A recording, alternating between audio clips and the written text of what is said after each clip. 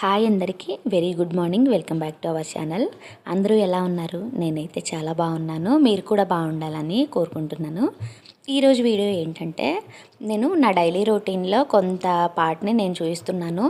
దాంతోపాటుగా మంచి కేక్ రెసిపీని కూడా నేను చేశానన్నమాట. ఆ వీడియోనైతే నేను మీకు షేర్ చేయబోతున్నాను.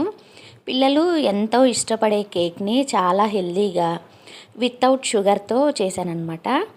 ఆ వీడియోని మీతో నేను షేర్ చేసుకోబోతున్నాను. వీడియో నచ్చితే చివరి వరకు చూసి తప్పకుండా లైక్ చేయండి. మా ఛానల్ని కొత్తగా ఎవరైనా చూస్తూ ఉంటే ఛానల్ని సబ్స్క్రైబ్ చేసుకోండి. నేనైతే డైలీ రొటీన్లో అని చెప్పాను కదా, ఇంకా మార్నింగే ఇలా ముగ్గు అయితే పెట్టేసుకున్నాను అనమాట.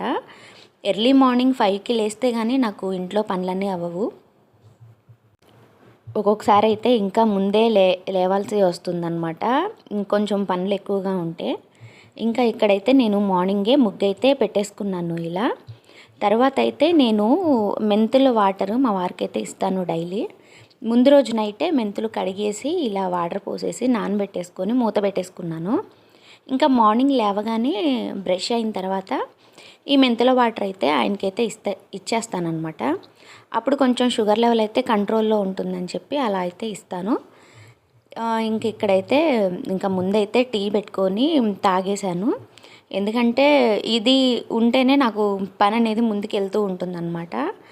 ఇంకా తర్వాత ఫ్రెష్ అయిపోయాను. ఫ్రెష్ అయిపోయి ఇక్కడ కొంచెం ఇడ్లీ పిండి ఉండింది ముందు రోజు.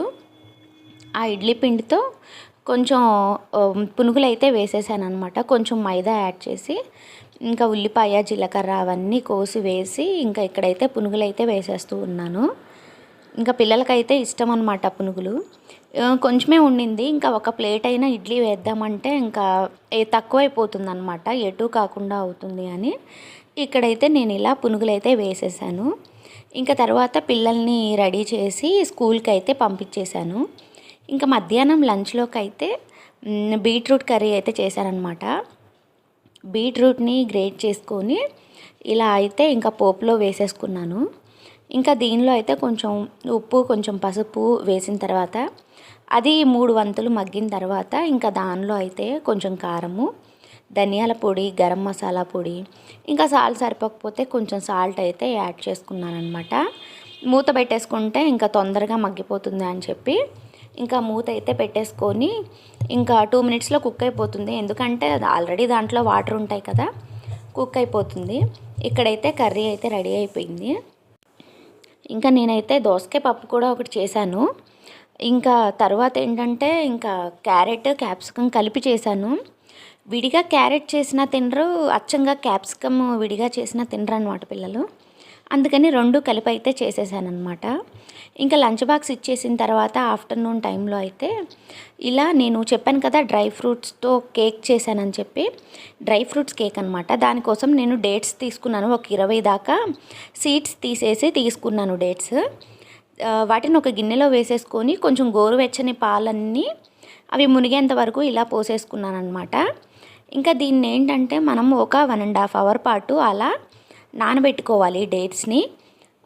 నానబెట్టుకున్న తర్వాత ఇంకా ఈ ప్రాసెస్ అనేది స్టార్ట్ అవుతుందన్నమాట. ఇక్కడైతే ఇంకా నేను డేట్స్లో పాలైతే పోసేసుకున్న తర్వాత దీన్నైతే ఒక పక్కన పెట్టేసుకోవాలి. మొత్తం ఒకసారి కలిపేసుకొని మునిగేంత వరకు అలా పోసేసుకొని దీన్నైతే ఒక 1.5 అవర్ పక్కన పెట్టేసుకోవాలి. ఇది నానిపోతే మనం తర్వాత దీన్ని మిక్సీ పట్టేసుకోవాలన్నమాట. ఇంక దీన్నైతే పక్కన పెట్టేస్తున్నాను ప్రస్తుతానికి. ఇంకా తర్వాత ఏంటంటే 1.5 అవర్ తర్వాత అయితే దీన్ని నేను ఇలా మిక్సీ జార్లో అయితే వేసేసుకున్నాను మొత్తము.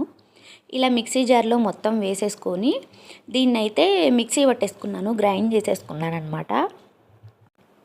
ఇక్కడ ఏంటంటే నేను షుగర్ లేకుండా ఓన్లీ డేట్స్తో వచ్చే స్వీట్తోనే ఇక్కడ నేను కేక్ ప్రిపేర్ చేద్దామని డేట్స్ అయితే తీసుకున్నాను. ఇలా గ్రైండ్ చేసిన తర్వాత ఇలా అయితే వచ్చింది.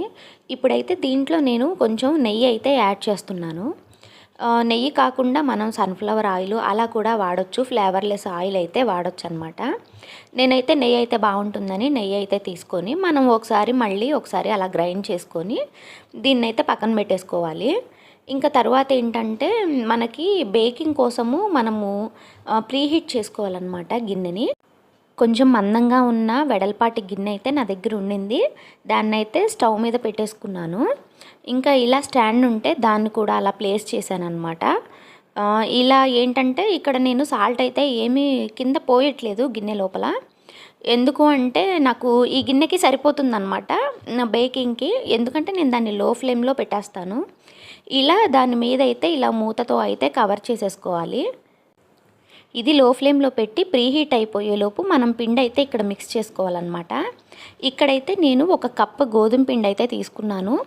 నా దగ్గర ఉన్న బేక్ టిన్ ఉంటుంది కదా, దానికి సరిపడా అయితే నేను ఇక్కడ తీసుకున్నాను. ఇంకా దీనిలో ఏంటంటే ఒక స్పూన్ బేకింగ్ పౌడర్ అయితే నేను ఇక్కడ యాడ్ చేసుకున్నాను. ఇంకా కొంచెము ఒక హాఫ్ స్పూను బేకింగ్ సోడాని కూడా నేను ఇక్కడైతే యాడ్ చేసుకున్నాను అనమాట. ఇంకా దీనిలో వేయడానికైతే నేను ఏం చేశానంటే జీడిపప్పు, బాదం పప్పు ఉన్నాయి. ఇంకా దాంతోపాటుగా టూటీ ఫ్రూటీ కూడా ఉంది. ఇంకా జీడిపప్పు, బాదం పప్పుని అలా ముక్కలుగా కట్ చేసి ఇంకా మొత్తం కలిపి ఒక గిన్నెలో అలా వేసానన్నమాట. ఇంకా ఇప్పుడు ఏంటంటే ఈ పిండిని మనం ఇప్పుడు మిక్స్ చేసుకోవాలి. ఇంకా ఒకవైపుగానే తిప్పుతూ ఇంకా దీన్ని అయితే ఇలా కలుపుకుంటూ ఉండాలన్నమాట. ఇంక ఇప్పుడు ఏంటంటే దీనిలో మనము ఇది పూర్తిగా కలిసిన తర్వాత ఇది ఇలా పూర్తిగా కలిసిన తర్వాత మనం మిక్సీ పట్టుకున్నాం కదా పాలు, డేట్స్ కలిపి, ఇంకా దాన్నైతే దీనిలో అయితే ఇలా వేసేసుకోవాలి. ఇంకా మొత్తం పట్టిందనమాట. ఇంకా నేను సరిపోను నేనైతే మిక్సీ పట్టాను. ఇంకా మొత్తం వేసి ఇలా కలుపుకుంటూ ఉండాలన్నమాట. ఇంకా ఇదంతా పూర్తిగా కలిసిన తర్వాత కొంచెం వెనిలా ఎసెన్స్ అయితే ఒక హాఫ్ స్పూన్ నేనైతే ఇలా యాడ్ చేసుకున్నాను. ఇంకా ఫ్లేవర్ కోసం అయితే ఇది వేసాను అనమాట. ఇది లేకపోతే మనం దాల్చిన చెక్క పొడి కూడా వాడుకోవచ్చు. నా దగ్గర ఇది ఉంది అని చెప్పి నేనైతే ఇది యాడ్ చేశాను. ఇంకా మొత్తం అయితే ఇలా పూర్తిగా ఒకసారి మనం బ్యాటర్ని అయితే ఇలా కలుపుకుంటూ ఉండాలి కేక్ కోసము. ఇంక ఇక్కడైతే నేను ఇలా మిక్స్ చేసుకొని దీన్ని అయితే ఇలా పక్కనైతే పెట్టేసుకున్నాను. ఈ పిండంతా మనం కలుపుకునే లోపు మనకైతే గిన్నె అయితే ప్రీహీట్ అయిపోతుంది. అందుకే ముందుగా అది చేసి నేను ఇక్కడైతే పిండి అయితే మిక్స్ చేసుకుంటున్నాను. ఇక్కడ నేను టూటీ ఫ్రూటీ, బాదం, జీడిపప్పులు అవి చూపించాను కదా, వాటిని మొత్తం కలిపేసి ఇలా పిండిలో అయితే వాటిలో సగం మాత్రమే యాడ్ చేశాను అనమాట. దీనిలో యాడ్ చేసి మొత్తం ఒకసారి ఇలా అయితే నేను ఇలా గరిటెతో అయితే ఇలా కలుపుకుంటూ ఉన్నాను. ఇంకా నెక్స్ట్ ఏంటంటే మనకి బేక్ టిన్ ఉంటుంది కదా, బేక్ టిన్లో అయితే నేను ఇలా నెయ్యి అయితే వేసేసాను. బటర్ పేపర్ ఉంటే బటర్ పేపర్ వాడచ్చు. నా దగ్గర అయితే బటర్ పేపర్ లేదని చెప్పి ఇలా నెయ్యి అయితే టిన్కి అయితే మొత్తానికి రాసేసాను.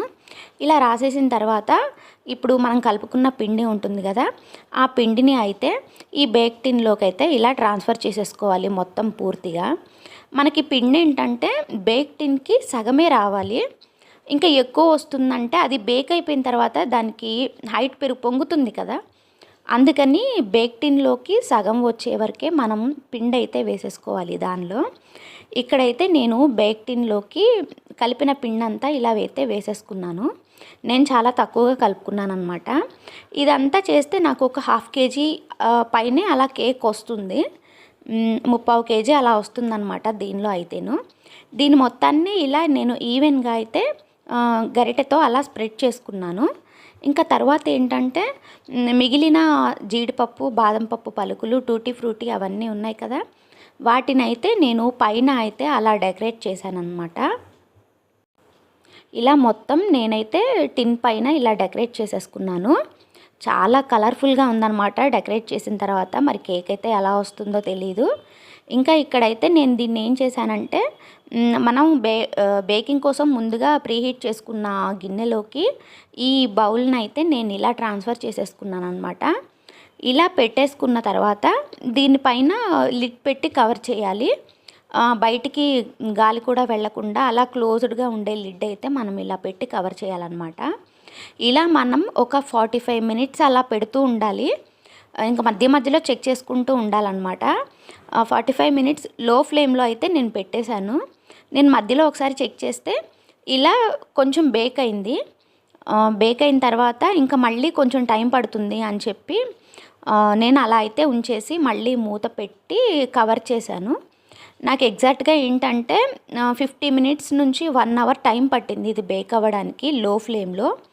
ఇంకా ఇక్కడైతే నాకు 1 అవర్ తర్వాత అయితే ఇలా నాకు డ్రై ఫ్రూట్స్తో కేక్ అయితే ఇలా రెడీ అయిపోయింది. ఇలా చెక్ చేశానన్నమాట చాప్ స్టిక్తో. ఇంకా స్టిక్ అయితే ఏమి పిండి అయితే ఏమి అంటలేదు.